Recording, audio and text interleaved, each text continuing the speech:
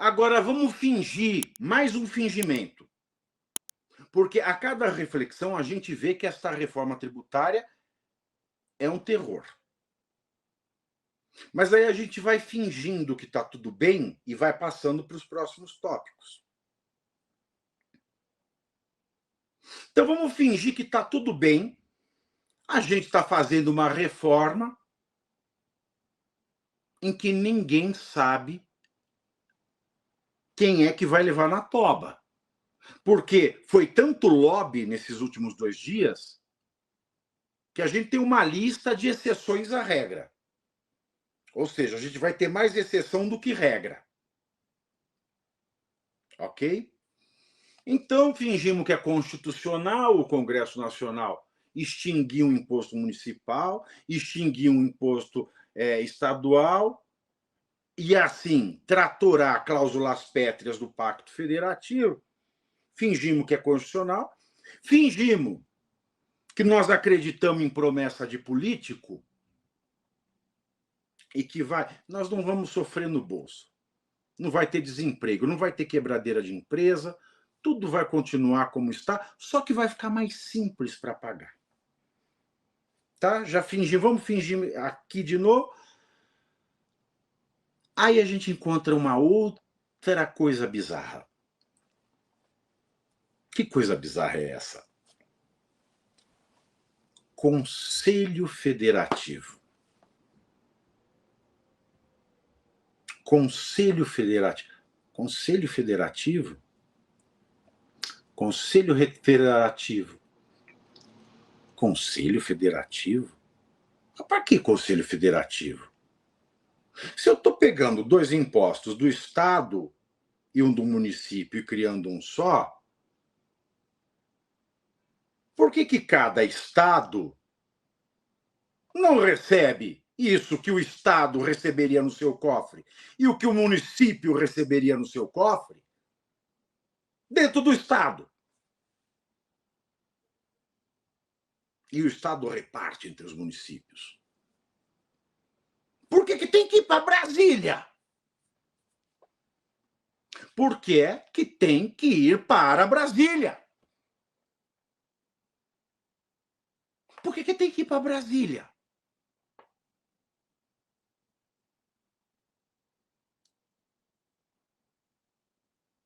Já perceberam, né? E aí, meus queridos, até hoje, não tinha nada que definisse ou desse forma a esse Conselho Federativo. Ninguém sabia como ia ser composto, por quem, quando. No texto de hoje, pelo menos, né, desse texto da noite, nós temos o seguinte. Esse Conselho Federativo, senhores, não vai ser de graça, vai custar. Ou seja, nós estamos criando mais cargos públicos no Brasil, nós estamos criando mais um ente público no Brasil, mais uma empresa pública no Brasil. Porque o Conselho Federativo é uma empresa que vai gerir os impostos, que poderiam muito bem ser geridos pelo Estado, por cada Estado dessa federação, mas não.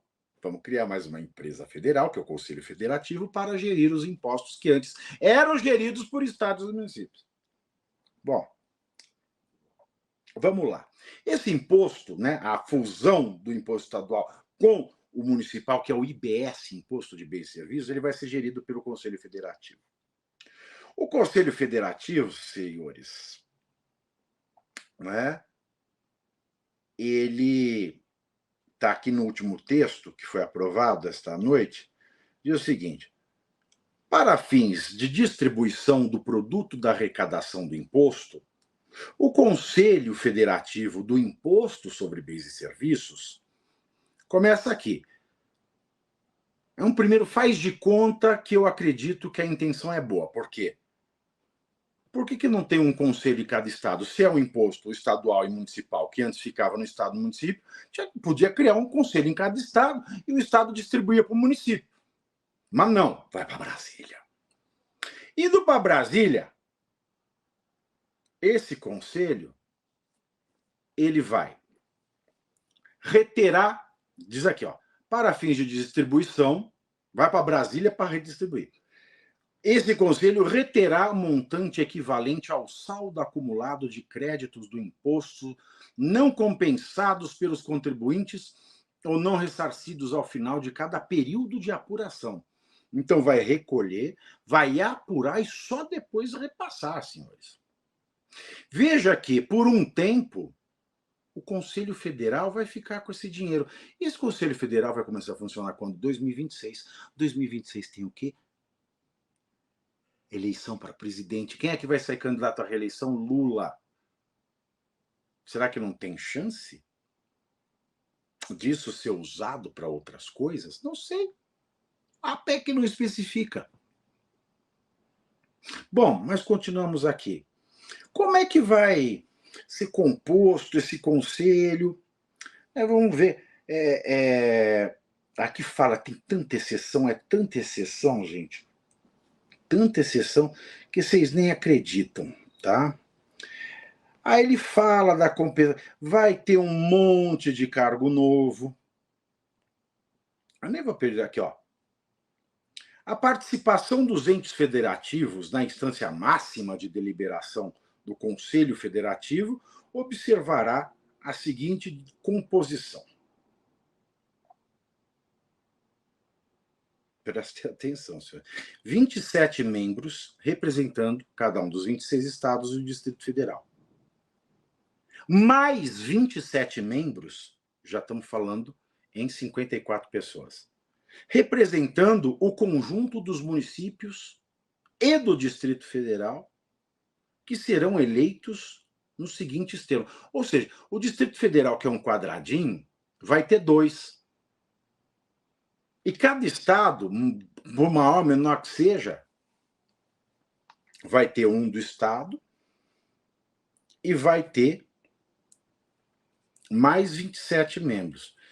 Sendo que 14 representantes com base nos votos de cada município, com valor igual para todos, e 13 representantes com base nos votos de cada município, ponderados pelas respectivas populações. Ou seja, nós estamos criando aqui mais cargo público, senhores, porque aqui não fala se essas pessoas serão pessoas que já têm cargos eletivos, e se tiverem, se vão receber um valor a mais, ou se vão precisar ser eleitos. Gente, olha, é uma coisa que é de arrepiar. E aí eu fico me perguntando, além de criar um gasto, eu olho para o sistema de distribuição de emendas que o governo federal faz. As emendas parlamentares, por mais que isso não faça sentido ao legislador, elas são legais. Elas são direito do parlamentar. Mas o governo federal é que distribui. Então, ele só libera na véspera e no dia de votação que lhe interessa. Será que esse Conselho Federal, de alguma forma, não vai imitar o que o governo federal faz com os parlamentares no trato que esse Conselho Federal vai ter com os estados e municípios? Eu só vou liberar se você for meu amigo. E, senhores, uma vez que esta reforma, que não faz sentido nenhum, além de ser inconstitucional, ela retira o único aspecto de autonomia que me permite chamar o Brasil minimamente de federação, não vai transformar prefeitos e governadores em interventores do governo federal? De forma que, começando em 2026, por que não começa em 2027? Que é um dinheiro a mais, né? Pode ser que ajude a reeleger o Lula. E se ele for reeleito, quando tiverem as eleições municipais, prefeitos e governadores que forem alinhados ao Lula vão ser os melhores votados, porque vão ter mais recursos. ou facilidades a eles. E por que eu falo isso? Isso vai acontecer? Eu não sei, mas porque o texto não diz, eu posso tirar todas as hipóteses. Ou o texto fosse mais claro, para me acalmar nas minhas angústias, mas não é o caso. A gente sabe como funciona a liberação da emenda parlamentar, que é um direito do parlamentar. Por que isso não pode acontecer com a repartição desse imposto Estado municipal, que é direito dos estados e municípios, mas que vão para Brasília, inexplicavelmente para Brasília? Nós matamos a federação, nós matamos a Constituição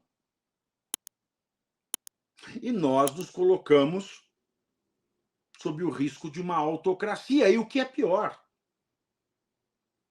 como o Estado e o município não vão ter esse dinheiro imediatamente mais, como o Estado e o município não vão poder mais arbitrar os valores e nem sabe se eles vão receber a tempo de fazerem os seus gastos, eu pergunto, o que vai aumentar? O IPVA, que vai continuar na mão do Estado, e o IPTU. Quem é que vai pagar? Além de estar arriscado a pagar mais o imposto que incide sobre o consumo, que a gente não sabe a alíquota. A gente está aqui confiando em promessa de político, que não vai aumentar. Se você acredita, parabéns. Eu não tenho essa fé, essa crença. Agora, o IPTU vai aumentar. Se não amanhã, depois de amanhã. Se não ano que vem, depois, a hora que a água bater na bunda do município do estado, o IPTU já aumenta sempre. Já aumenta sempre e a situação dos nossos bairros só piora. Imagina agora que o município não vai ter mais o dinheiro que ele tinha do ISS, ele vai aumentar o IPTU. Imagina o estado que não vai ter mais o dinheiro que ele tinha do ICMS, ele vai aumentar o IPVA.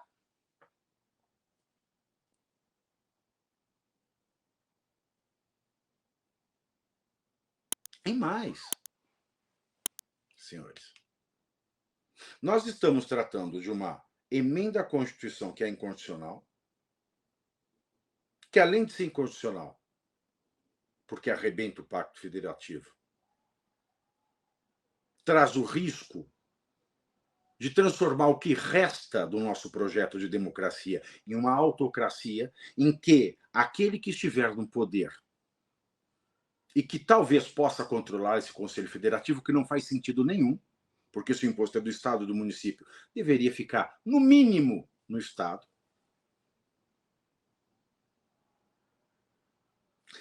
Vai criar condições para que isso aqui se torne uma ditadura. Disfarçada, é claro, de democracia, de Conselho Federativo, pessoas votadas, representam.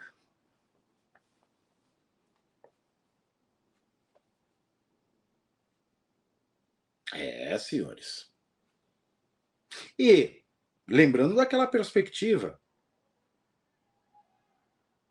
se subornados praticamente, porque eles estão recebendo emendas que têm direito, mas que só são liberadas ao sabor dos interesses do governo federal. Se o governo federal patrocina e os nossos congressistas fazem, e o nosso STF consente com uma PEC, uma emenda à Constituição inconstitucional, porque quebra um direito do ente federativo, uma cláusula pétrea, o que garante que amanhã não vão fazer PECs acabando com a liberdade de imprensa? Que não vão fazer PECs acabando com os direitos da nossa liberdade religiosa, por exemplo, com o nosso direito fundamental à propriedade, que já não é lá aquelas coisas,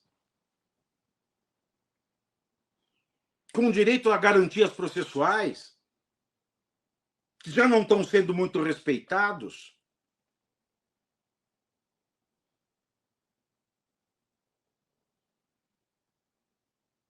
Portanto, senhores, este projeto de reforma tributária, digam o que disser, mas quem defende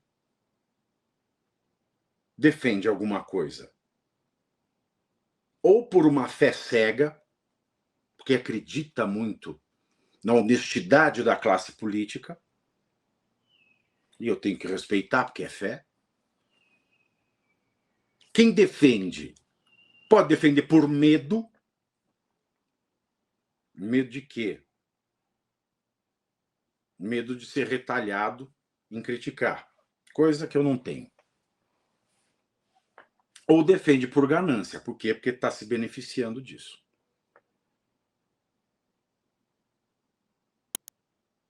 Logo, eu encerro esta aula sobre a reforma tributária dizendo que esta reforma não existe ângulo que se olhe para que se possa dizer isso é constitucional, é legal e cumpre os seus objetivos.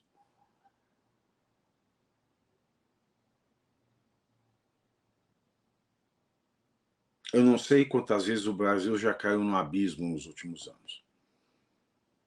Mas o fato é que, a cada abismo que nós caímos, nós encontramos um alçapão. E essa reforma tributária, ela é um verdadeiro atalho para o inferno.